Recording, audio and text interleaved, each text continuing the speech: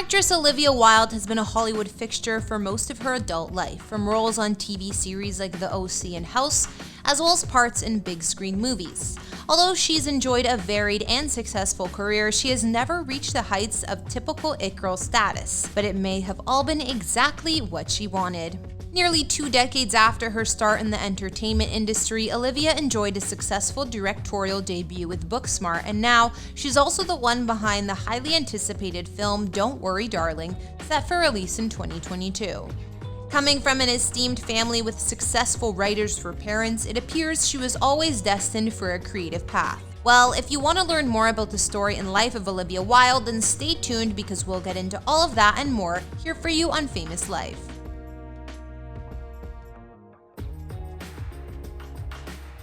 Olivia Wilde was born Olivia Jane Cockburn on March 10, 1984 in New York City to parents mother Leslie Cockburn and father Andrew Cockburn. She also has an older sister, Chloe Frances, and a younger brother, Charlie Phillip.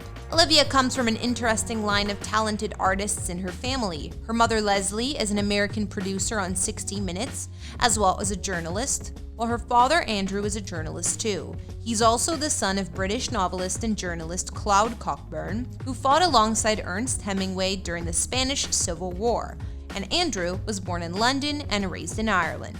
Considering her background, Olivia has a dual citizenship for the US and Ireland.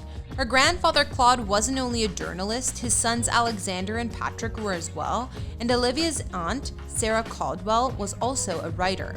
In fact, the actress is further related to Evelyn Waugh, author of Brideshead Revisited, and the novelist Emma Tennant was a distant cousin too. For a short while, Olivia's family also owned a home in Guilford, Vermont, but back in Washington, their tenant at one point was the writer Christopher Hitchens, who had also served as Olivia's babysitter. Growing up in Washington, Olivia actually has spoken of several famous people visiting her childhood home, from Steven Spielberg to Mick Jagger. Going even further back, some of Wilde's paternal Scottish ancestors were also upper class and lived all over the globe at the height of the British Empire, including in Peking, Bombay, Cairo, and more. The Cockburns descend from the lawyer, judge, and literary figure Henry Cockburn, Lord Cockburn, and one of Olivia's great-grandfathers, Henry Arthur Blake, was governor of Hong Kong. Despite her esteemed name, Olivia opted to change it when she was in high school after Irish writer Oscar Wilde. One reason she did this was reportedly to honor the writers in her family, many of whom used pen names. She explained her choice, revealing, "I was doing the importance of being earnest, I was playing Gwendolyn, and I was so in love with it." Oscar Wilde is someone who I respect for so many reasons. Revolutionary comedian and a profound thinker. I had all these reasons. Olivia mainly grew up in the Georgetown neighborhood of Washington, D.C. and spent her summers living in Ardmore, Ireland. Olivia spoke about this, saying, "It was amazing. I feel like the luckiest child in the world because I got to grow up there. During the year, I would go back to the States, and all year long, I couldn't wait to go back to Ardmore. I found Ireland much more inspiring as a kid, much more fun, and the people had such an amazing effect on me. I credit a lot of my growth as a child and a lot of my happiness with the people I was surrounded by in Ireland." When she was in Washington, she attended private school at Georgetown Day School and then boarding school at Phillips Academy in Andover, Massachusetts, graduating in 2002. Olivia was accepted to Bard College but deferred her enrollment 3 times in order to pursue acting. Then she decided to study at the Gaiety School of Acting in Dublin. While she was actively going for a Hollywood career at this point, Olivia had knew she wanted to be an actress from the young age of 2. Back in 1995, Olivia had played the main character Magdalene in the short film Meeting Magdalene, which was her debut. Despite coming from such an esteemed family, Olivia still managed to carve her own path to success. She reportedly kicked off her career in Hollywood by acting as an assistant to a casting director, and at this point she was able to observe quite a bit about the movie business. Later in life, when she was asked how she chose actors for projects she was directing, she took the opportunity to criticize how she saw actors were chosen for roles, also suggesting that it's more about who you know than talent, but she doesn't believe in that. Olivia's own acting career would take off when she played Jewel on the short-lived TV series Skin from 2003 to 2004, where she appeared in 6 episodes. However, her acting skills got her noticed and she got cast as Alex Kelly on the smash hit teen drama show, The OC, as a recurring character. In terms of the big screen, Olivia made her debut in the film The Girl Next Door in 2004, then further appearing in the movies Conversations with Other Women, Turistas, Alpha Dog, and more, all between 2004 to 2006.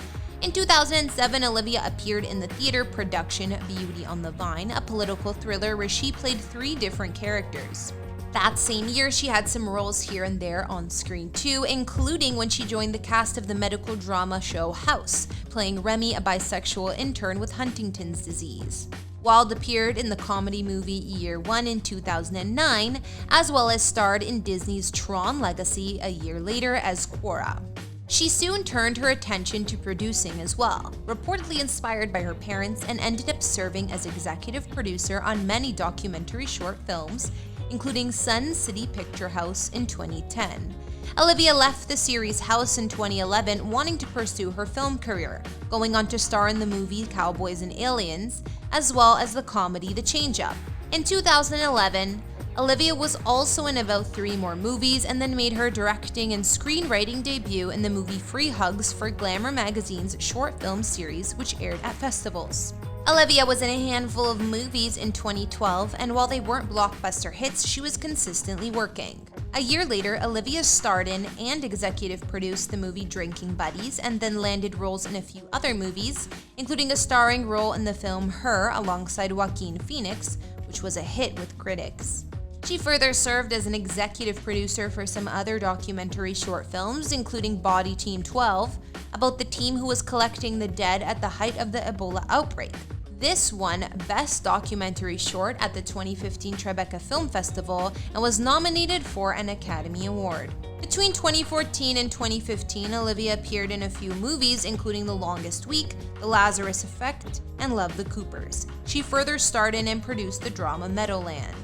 In 2017, Olivia made her debut on Broadway when she played the role of Julia in 1984. That same year, she made another documentary short called Fear Us Women.